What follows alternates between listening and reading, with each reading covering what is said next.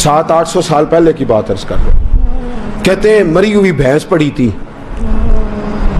एक औरत काले बुरके में नकाब पोश आई और उस बीबी ने मरी हुई भैंस का खंजर से गोश्त काटा, थैले में डाला और दौड़ी। कहते हैं मेरे ज़हन के अंदर ख्याल आया कि बीबी कोई होटल चलाती है और मुर्दा जानवर का गोश्त लोगों को खिलाती है। वैसे तो जासूसी मना है, इस नीयत से कि मुसलमानों को बचाऊं उसके पीछे हो लिया।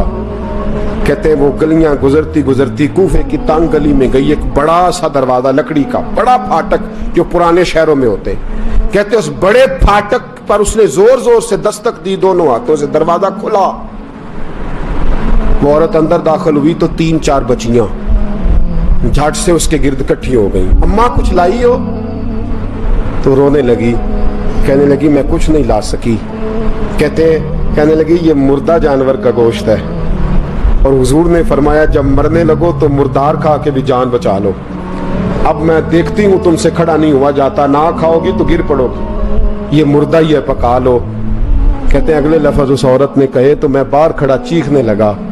वो कहने लगी हम सैयदजादियां हैं, सदका ज़कात खा नहीं सकती, पर सब रोगां दा रोग मुहम्मद, जिसका नाम गरीबी, कंड वला के लंघ जांदे सब दोस्त यार करीबी सैयद है, सदका ज़कात ये मुर्दार खा के गुजारा करो। कहते हैं फिर उस औरत ने चारों बेटियों को सीने से लगाया, कहने लगी तुम्हारा बाप जिंदा होता तो ये दिन ना सैयद भी और यतीम भी और मिस्कीन भी। फिर वो रोई। हज़रत अब्दुल्ला बिन मुबारक कहते हैं जोर जोर से दरवाजे पे दस्तक दी, बीबी बाहर आई, कौन है?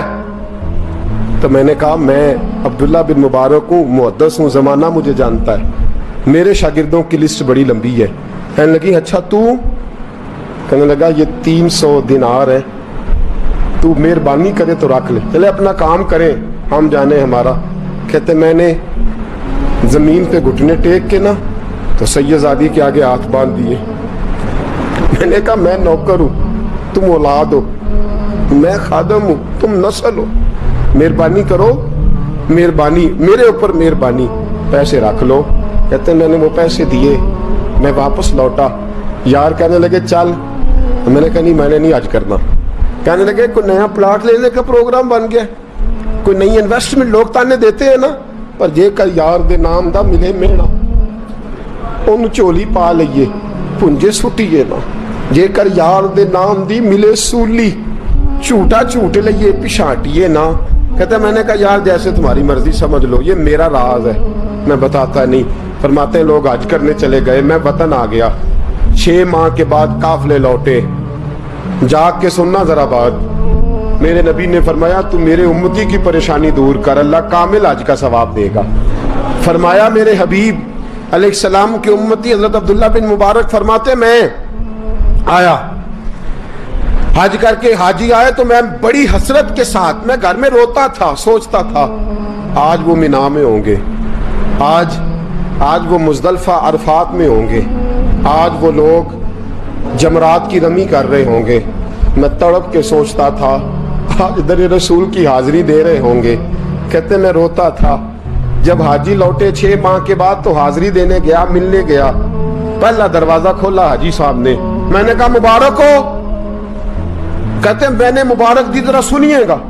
कहते हैं वो हाजी मुझे डांटने लगे, कहने लगे छोड़ यार, इतना बड़ा आदमी हो के तू गलत बात करता है। मैंने कहा क्या हुआ? आओ तुम्हें वफा की एक कहानी सुनाऊं, आओ मोहब्बतों की एक कहानी सुनाऊं। मदीने का शहर है, अल्लाह के महबूब जलवा फिराज है, मस्जिद नबवी में हर लम्हा नूर बरसता था।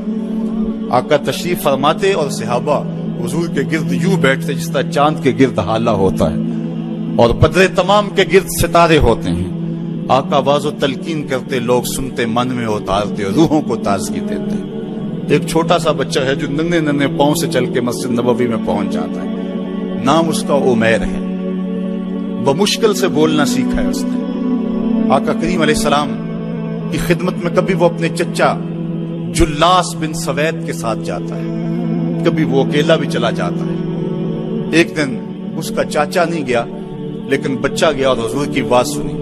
आका करीम ने आखिरत के बारे में, कयामत के बारे में नक्शा बयान किया। जब वो बच्चा वापस पलटा ना तो अपने चचा को कहता है या अम्मा हो سمیت رسول اللہ صلی اللہ علیہ وسلم یخبرنا